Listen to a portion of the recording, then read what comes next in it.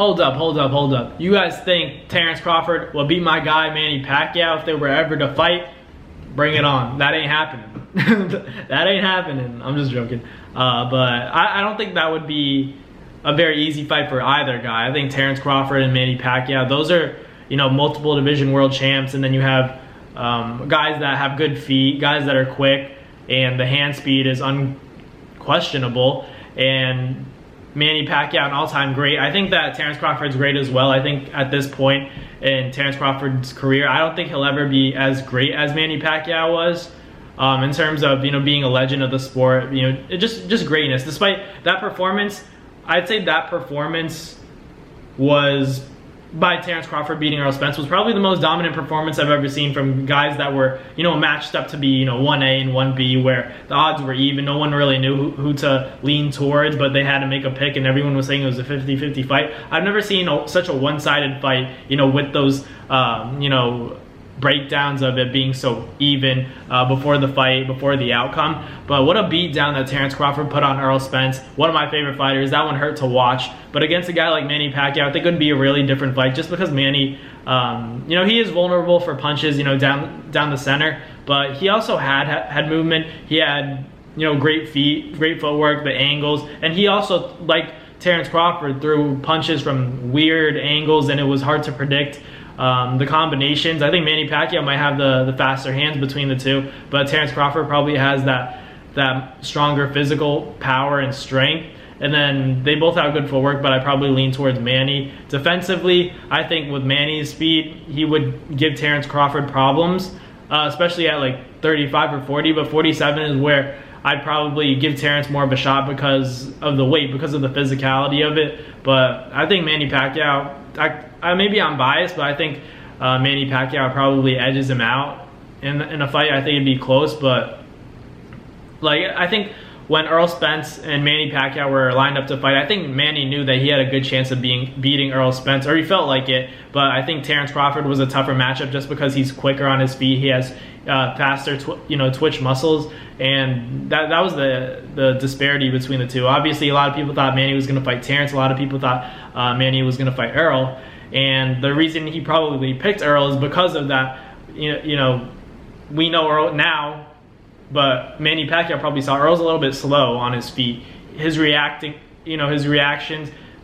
time isn't that fast. It's not what we thought it was. That jab wasn't as much of a factor, you know, because Terence was able to take it away. And I think Manny Pacquiao would have been able to have success against a guy like Errol Spence just because of styles, because Manny Pacquiao punches and turns a lot, hits you from different angles, you know, and Errol Spence, he doesn't know how to adapt. He doesn't know how to change the game plan, have a plan B, have a plan C. That's a problem when it comes to the elite fighters, like fighting a guy like Terence Crawford. You know, he was so headstrong and persistent on carrying out his own game plan and executing it, that he wasn't willing to make adjustments. And I think that's where, you know, he did himself a disservice and ultimately lost the fight, because when you're fighting a great fighter, it comes down to IQ.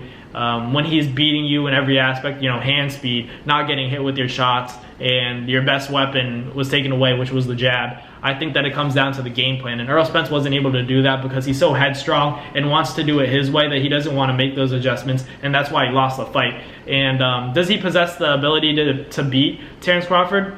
Probably, but it takes game planning, and I think that's why a lot of people are giving Derek James a lot of hate, you know, what happened to coach of the, you know, trainer of the year and stuff like that. But it's also in the fighter to make those adjustments and listen to the corner and, you know, see it for himself. It's not always about the trainer. You're a fighter. You've been in there. You've been in there with the top guys. You have to know when to make those adjustments, or else you're not really as intelligent of a fighter as we thought, because, you know, we all know that Errol Spence likes to break guys down, but when that's not working, what do? Do you keep trying to bang on that door and not change up anything? Or do you keep it, you know, consistent and predictable? And that's what Errol Spence did. He wasn't able to change up the pace. He wasn't able to trick Terence Crawford and make him think. Terence didn't have a problem because he was just, you know, switching to that southpaw stance, keeping that jab, and then throwing hooks and landing shots and turning off to different angles and making Errol Spence, you know, work. And he was confusing him and then landing shots. So Errol's like, man, I've never been dropped and then the fight was downhill from that second round when he got dropped, and it was a flash knockdown, but the rest of them were from actual, you know, devastating punches, consequential shots.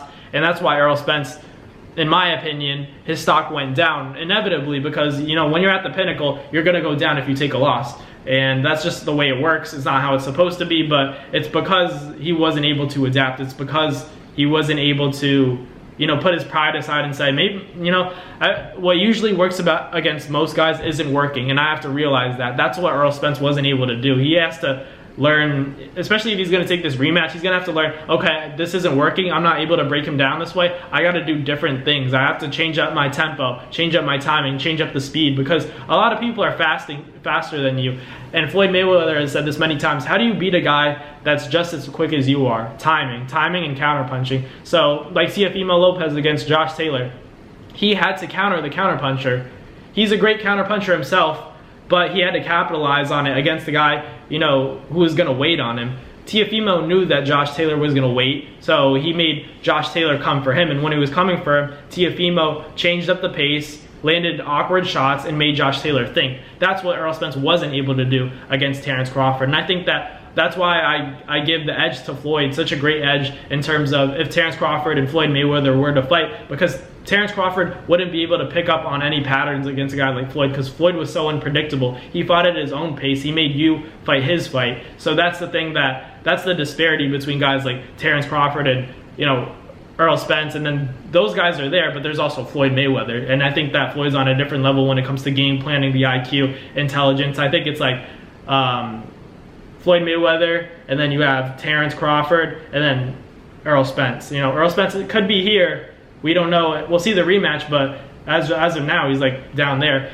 But I'm not trying to take anything away from him. That's just how it is. That's how the sport of boxing is. I think that Floyd, when it comes to game planning, execution, he's up here. He's a 10. Then you have guys like Terence Crawford, I'd say is an 8.8, maybe a 9, and then maybe Earl, who's a 6 or 7, because he can't make adjustments. He's so headstrong. You have to put your pride aside and say, you know, I was wrong in terms of my game plan, and this isn't working. Let me switch it up. Let me give him a different look. And that's what I think would have served Errol Spence, you know, way better, instead of, you know, trying to bang through that door that, you know, Terence Crawford was ready for. He wasn't surprised by anything and was ready for anything on July 29th on that night. So that's why he won. But let me know in the comments who you guys would have Manny Pacquiao versus Terence Crawford. I probably lean towards Manny, but I think it's a close fight, especially if it's 147. At 35 and 40, I think Manny probably, you know, has that speed advantage, but at 47 it gets more physical. So that's where I think it's more even. So let me know in the comments who you guys have. Errol Spence,